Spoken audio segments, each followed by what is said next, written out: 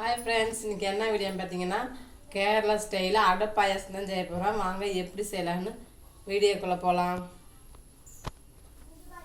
First ஒரு cooker வச்சுருக்கோம்.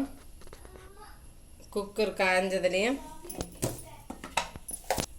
2 teaspoon சர்க்கரை போட்டு கேரமல் ஆக்கிக்கலாம்.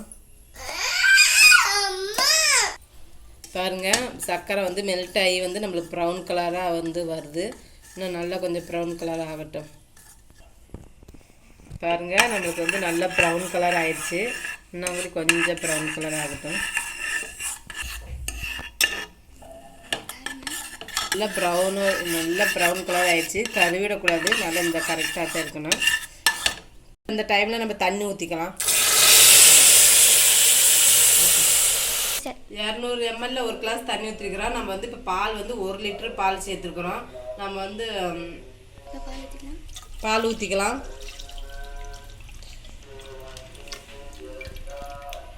ஓ 200 ml தாங்க அடப்பிரதா எடுத்துருக்குறோம். இது வந்து நம்ம ரெடிமேட் வந்து பாயாசம் தான் வாங்கியிருக்கிறோம். பால் அடை மிக்ஸ் ரெடிமேட்டில் கிடைக்கும். நம்ம பால் மட்டும் காய வச்சுட்டு இந்த மிக்ஸை வந்து போட்டு கிண்டிக்கிட்டே இருக்கணும்.